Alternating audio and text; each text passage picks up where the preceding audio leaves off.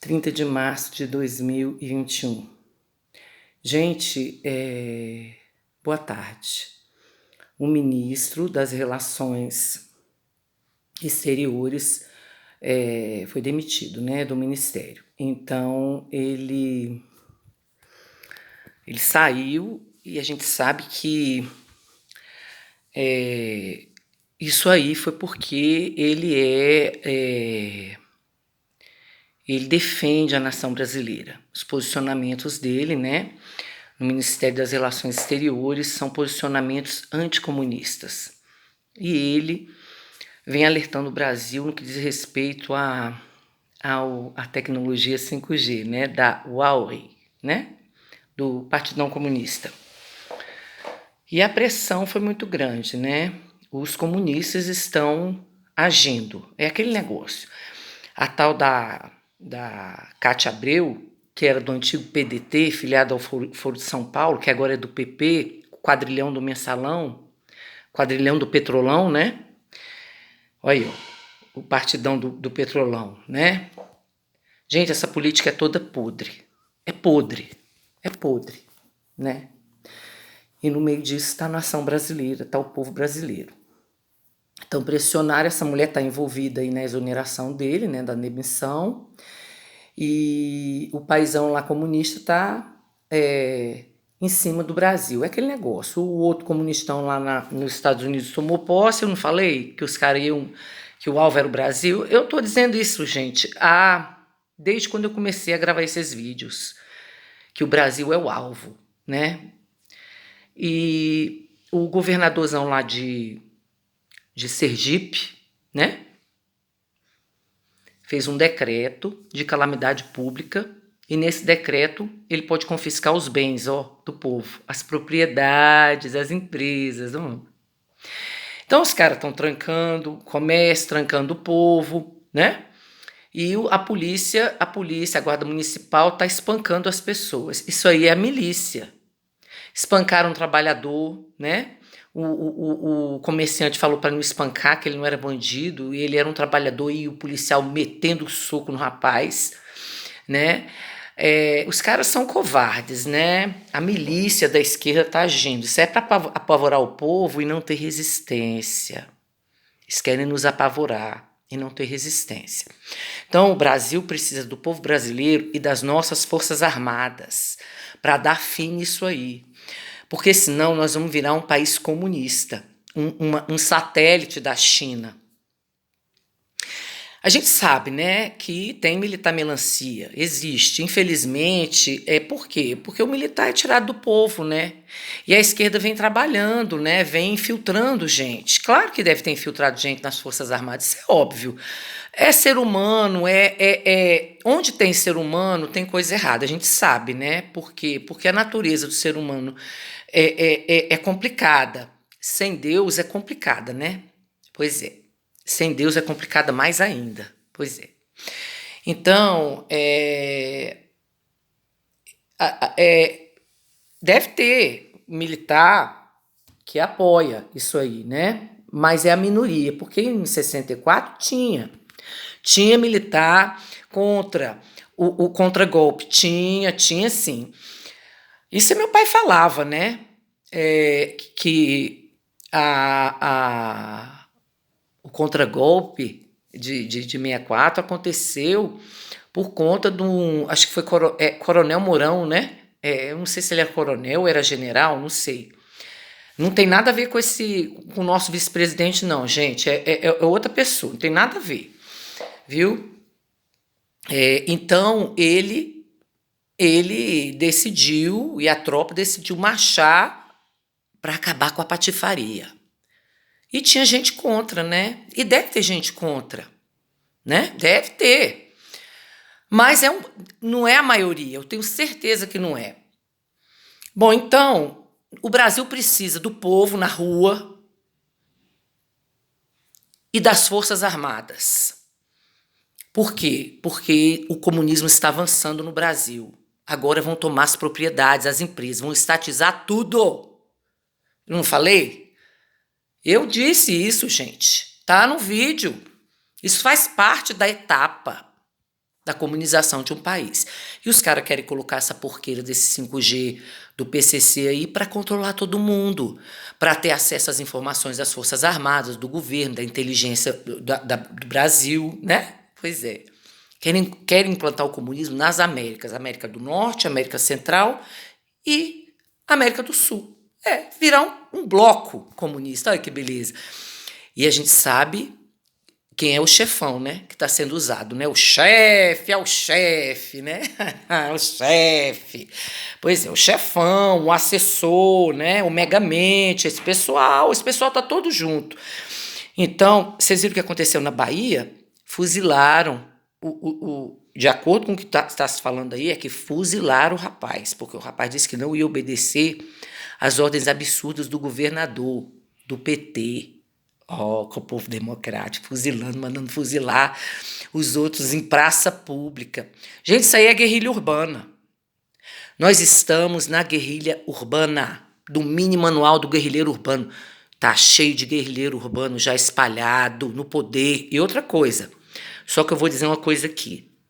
Os inimigos da nação brasileira já estão identificados. Vocês lembram que eu falei da história da tinta em 64? Que o pessoal do exército jogava tinta para identificar quem era o líder do movimento, da baderna, o que estava executando, jogava tinta. Agora não, agora os baderneiros, os comunas já estão identificados pelas nossas Forças Armadas. E eu creio numa reação, né? Porque não é possível, o Brasil não vai ser tomado de assalto, né? Por esses comunistas sem vergonha. Porque é um bando de comunistas sem vergonha, gente. Governador, esses prefeitos, tudo de esquerda. Tudo de esquerda. E tiraram o nosso, pressionaram para tirar o nosso ministro das Relações Exteriores, porque o cara sabe. O cara sabe tudo sobre comunismo. O cara sabe tudo. Sabe como que os caras agem, sabe. Claro que ele não sabe da parte militar, né? Mas a ideologia ele sabe. Parte ideológica ele sabe, né? E está alertando a população brasileira. Gente, nós temos que ir para as ruas pedir às Forças Armadas, às nossas Forças Armadas, que nos protejam.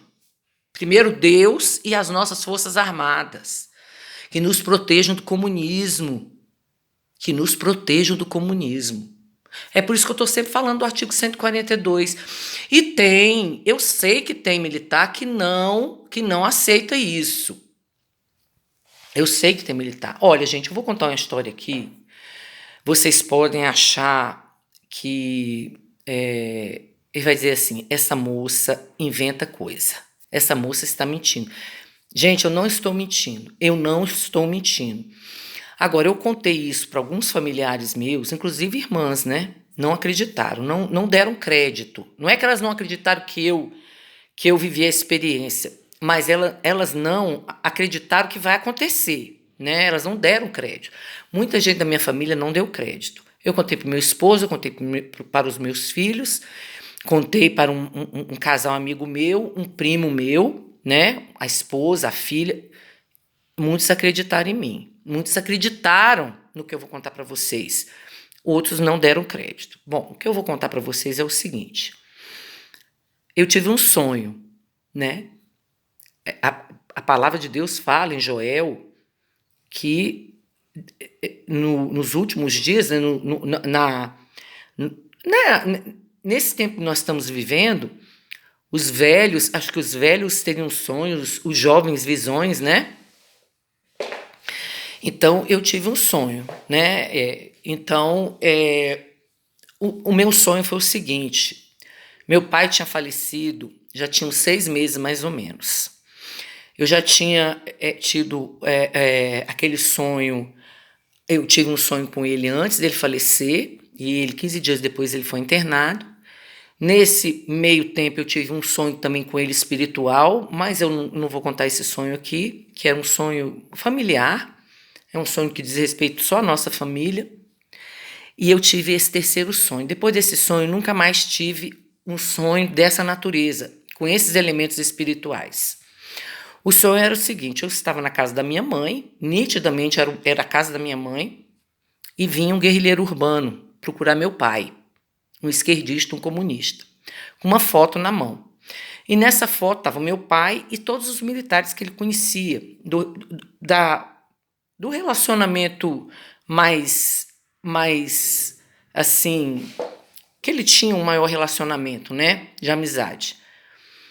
Aí ele falou assim, esse aqui que é seu pai? Eu falei, mas você perdeu seu tempo. Ele estava com uma lista na mão, né, e o nome do meu pai estava lá naquela lista. Tenente Berredo, eu vi o nome do meu pai. Eu falei, você perdeu seu tempo, porque meu pai já é falecido. E esses militares aqui, inclusive um general que ele serviu, né, já estava falecido também. Aí eu vi os militares, os amigos dele de Belo Horizonte, dos anos 70, dos anos 80, estavam todos na foto. E eu falei, esse povo aqui está todo falecido, você perdeu seu tempo. E nisso nós travamos uma luta corporal e eu consegui que ele fugisse. Aí nesse momento, meu pai apareceu para mim, né? Meu pai apareceu para mim e eu vi o braço dele, né? Ele falou assim para mim, eu estou aqui em carne e osso, eu não sou um espírito. Pegue no meu braço, porque espírito não tem osso nem carne. Como aquela palavra, aquela passagem que Jesus mandou Tomé pegar, né? Nas mãos dele, no lado furado, né? Porque Tomé não acreditava que Jesus tinha aparecido para os discípulos na primeira vez, né? Que na primeira vez que os discípulos estavam reunidos, depois que Jesus ressuscitou, Tomé não estava na reunião, né? Aí falaram para Tomé, o mestre ressuscitou, eu só acredito se eu pegar. No lado dele, traspassado e nas mãos. Não é que eu esteja comparando o meu pai com Cristo, não, gente. Eu estou só dizendo os elementos espirituais. Então, meu pai falou isso, e eu peguei no braço dele, eu senti o braço dele. E aí eu fui subir. Na hora que eu subi, cheguei aqui no ombro, eu vi a bandeira do Brasil. E aí eu fui subindo o rosto e vi o rosto dele, novo, forte, bonito, né? E desci. E aí eu vi o olho, aí eu fui percorrendo, né? Todo o corpo dele. Ele estava fardado, com a arma no coldre, né? Arma militar. E aí eu segurei ele e falei, pai, por que o senhor foi embora? Por que o senhor não fica aqui com a gente? Aí ele disse para mim assim, ele levantou o dedo, que ele gostava muito de falar assim, né? Com o dedo assim, né? Ele botava o dedo assim e falava, eu não posso. Eu falei, fica aqui com a gente, pai, não vai embora mais não. Porque o senhor ressuscitou, pai? Eu perguntava assim primeiro para ele, o senhor ressuscitou? Ele falou, ressuscitei. Logo quando ele aparecia para mim, eu falava, o senhor ressuscitou? Ressuscitei. Eu estou aqui em carne e osso, pegue no meu braço, porque espírito não tem nem osso nem carne. Aí eu peguei e fui subindo o olho e vi ele todo fardado, né? Como se estivesse fardado para a guerra. E ele falou para mim, eu só vim aqui dizer, eu não posso ficar, eu não posso. Eu só vim aqui dizer que o Brasil vai passar por um grande confronto social. Estejam preparados. E aí nesse momento eu me vi fora da casa da minha mãe e vi os tanques nas ruas e o povo correndo para lá e para cá desesperado. E aí eu acordei. Esse sonho foi em 2018. Tinha uns 6 meses que meu pai havia falecido. Aí eu contei o sonho pro meu marido, fui contando e eu falei, eu acho que é um sonho espiritual. Vamos aguardar. Gente, eu não quero dizer aqui que eu sou o máximo, a última bolacha do pacote, nada disso. Eu não tenho a menor pretensão de dizer que eu sou a tal. Não é isso, não. E que eu tenho conexão direta com Deus. Não é isso, não. A gente sabe que a nossa conexão é Cristo, né? Nós temos livre acesso ao Pai através de Jesus Cristo. Por causa da obra que ele fez na cruz. Não é por nossa causa. Não é por nós. É por Cristo, né? Porque a Bíblia fala, né? Pela fé no Filho de Deus, pela fé em Cristo, nós somos salvos. É dom de Deus, né? Vem de Deus, não é para que ninguém se glorie, ou seja, não é por obras, é pela fé em Jesus. Então, a gente sabe que Deus pode usar até uma jumenta, né? Ele usou uma jumenta para falar com Balaão, quando Balaque pediu para Balaão ir lá amaldiçoar o povo de Israel, e Balaão caiu na bobagem de ir, a jumenta não deixou ele ir, né? E parou não sei quantas vezes, ele batia na jumenta, até que a jumenta falou, mas por que você tá me batendo? Eu tô te protegendo, eu só tenho te ajudado, tenho te acompanhado. Porque tinha um anjo com uma espada desembainhada, e o anjo não ia deixar ele passar. E a jumenta estava protegendo ele. O anjo não ia deixar Balaão amaldiçoar o povo de Israel. Então, aí Deus permitiu que Balaão visse o anjo, né? Então, gente, Deus usa até uma jumenta quando ele quer, né? Não é que eu seja uma jumenta. Mas é o que eu estou falando, que eu tive esse sonho. E eu jamais imaginei que o Brasil ia chegar nesse ponto, nessa loucura que está hoje. Nós estamos num governo paralelo. Só que é o seguinte, os inimigos da nação brasileira já estão todos identificados. Agora é só recolher, né? Só recolher para o Chilindró. Faz um presídio de segurança máxima de crimes praticados contra a segurança nacional. Eu tenho essa sugestão. Crimes praticados contra a nação brasileira. Tem que ser um presídio separado. Esse pessoal tem que ser colocado num presídio separado. Porque se colocar no presídio comum, na Papuda, vai contaminar os presos que estão lá. Vai contaminar. Aí vai juntar as organizações criminosas do presídio comum com essa organização criminosa que está atacando o Brasil. Porque só pode ser uma organização criminosa. Esse é o meu pensamento, né? É meu pensamento. Eu tenho direito de pensar e de falar o que eu penso.